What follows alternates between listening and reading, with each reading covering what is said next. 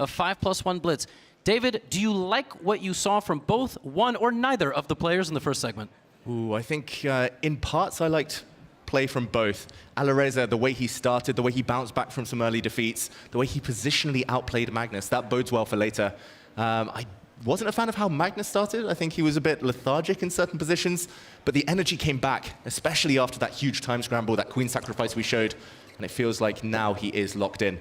I'm hoping more of the same in the 3+1, as they likely will trade blows early on, and it will be fascinating to see which openings they choose in the early stages. We've only seen d4 so far, and oh goodness me, that was a little bit of a glitch there. We just got like 10 moves in a row. We've seen this position already. We've seen quite literally this structure, knight b1, okay, a retreating move. Kind of similar, we saw a trade in the center, we saw Magnus go for this. Alireza clearly liked the space advantage, David. Yeah, and now it looks like an old Indian after all of those little transpositions. These are real names, by the way. Real names, we promise, and very historic openings.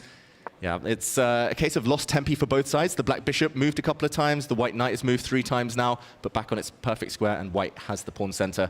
It's going to be up to Magnus to try and chip away at it somehow, or at least strike against the space advantage. This is a nice little cagey setup by black. You've got pressure on c4, pressure on d4. Much more fast-paced game. And then the 1+1 is going to feel even quicker. Alireza has to make a lot of decisions here, and this is not so simple. Do you push a pawn, trade a pawn, leave it everything exactly as is, reinforce, develop the dark squared bishop? Yeah, literally you could draw every arrow. Yeah. That's the problem. And okay, this forces Magnus's reply at least. The black queen needed to open up, otherwise the white knight would have been the one creating pressure on the c-file. I quite like this move, although big questions about what happens if black now goes forward and hits the white dark squared bishop. That tends to be the downside if you develop to e3 without having played the move pawn to h3. You don't cover every square in your half. But knight to g4, maybe the white bishop would move. The d5 square is also a bit of a weakness for white to use. Very tense position, but I tend to be inclined towards the center here, Levy. Magnus is trying to play kind of low responsibility chess. Quick moves, he doesn't mind being a bit cramped, but will it pay off? David, I have very bad news. I have just been told that in the last 9 SCC finals, which is basically all of them, whoever wins the 5+1 has won the match. Wow, that is ominous. That is bad news. There have been some close matches in time, though. Oh, I remember one big final between Magnus, Hikaru. It went right down to the wire. Yep, and Hikaru started with a 4-game lead in that match, and then Magnus evened it out. Now, we should all be cheering for something historic. That's really what we should be cheering for. If Alireza Firouzja changes the momentum here, okay, he's keeping the tension in the center instead of locking it all up with d5. But if he gets a win here, it'll be anybody's match. Exactly. I think it was a stylistic thing there. d5 was a strong move, playing against the black light squared bishop, which is actually now quite strong, hitting the central pawn in a lot of variations. But blocking it up isn't necessarily Firouzja's style in general. So he rather would have a knight on f5, some tactical concepts, some knight sacrifices. Every time I play him, he sacrifices something on h6. It seems to work. But for now, Magnus has got all bases covered, and the knight goes back. Isolated pawn for black, but white's e-pawn equally weak right now. Yeah, this is very high-level stuff. Bishop to f8, g6, bishop g7, repositioning, because the bishop on the central square was comfortable, but that was just about it. It was utterly useless. On g7, it is a much better piece, and Alireza is going to realize quite quickly he can't really conjure something up here. He might have to resort to h4, but h4 is also not particularly effective because of h5. And that h5 voluntarily played by Magnus. You might even move the bishop to h6. Great move from Magnus Carlsen. He does love pushing those corner pawns.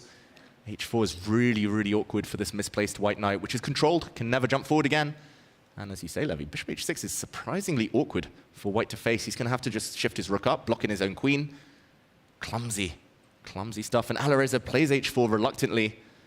Oh, it's starting to turn in black's favor. Easier moves for black. All of his pieces in action. Knight on e5 next. You might just have to leave the rook exactly as it is. As I say that, he will play rook to c2, but you could have maybe given it up and then tried to get the queen to the other side, but that's bullet strategy and not 3+1 strategy. He only has 40 seconds, though.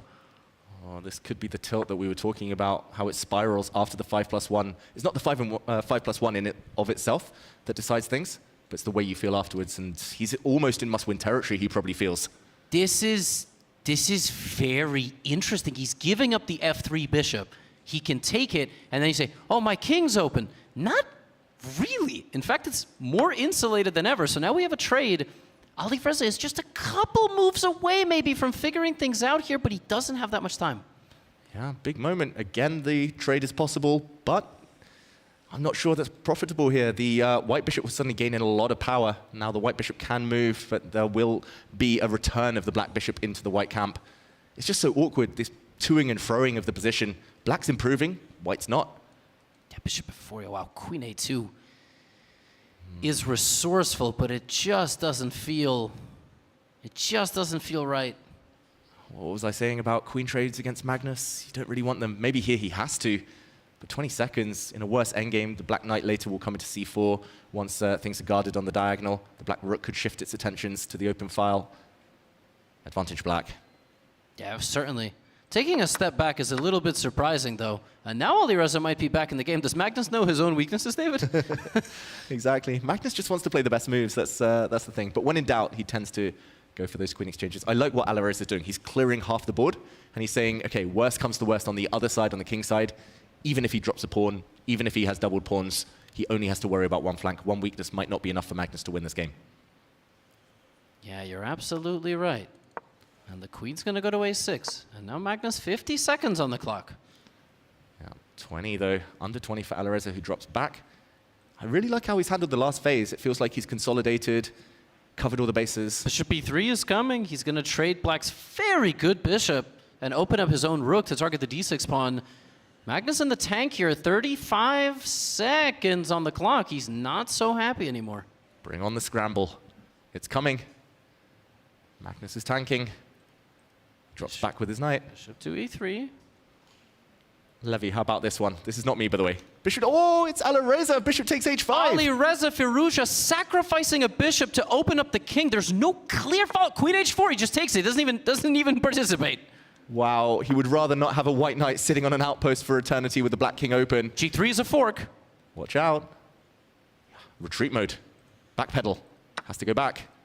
And the time is even. Alireza even up on the clock. This could easily turn in white's favor. If there's no checkmate, everything's covered for now by the white knight. If there's no checkmate, black has the isolated pawn. White can start trading stuff off in the near future. And the white queen is protected here. Alireza might have a moment. Okay, he trades the queens. He didn't take David's advice, but the position looks fantastic for white. Yeah. Knight on d5. That will thrive. That threatens all the forks. There we go. Only white now surely can win this game. Small advantage, but long-term one. Yeah, but the rook might be coming down to the second rank. White will have to get the rook, and okay, that's a very timely move from Magnus. And now, in all likelihood, this will end up in a draw. Yeah, rook a1 was so important. Otherwise, black was possibly losing a pawn there. The black bishop would have been on a really awkward square, and this is a dead draw now. Yeah, this is just a total fortress. Neither player will be able to make any progress. Magnus could ask some questions. He's very, very tricky in these positions, but if somebody loses this, it's more impressive than winning it. Yeah, it's too early, right, to start thinking about the match clock, doing a Hikaru, as I call it, trying to eat time off. But actually, Magnus probably saw some of the threads and was like, it's not fair Hikaru's getting hate. He's just doing what any sportsman would do, so now I'm going to do the same. Exactly. And this has not changed at all in the last few moves. But they continue to go round. Oh, Magnus just in time to stop Alireza's king breaking through. And they start repeating the position now. Magnus is the one playing on and making things a little different every time. That had to have been a 3-time repetition. What is going on? They're choosing different squares, but now finally the draw is confirmed. Decent start for both sides.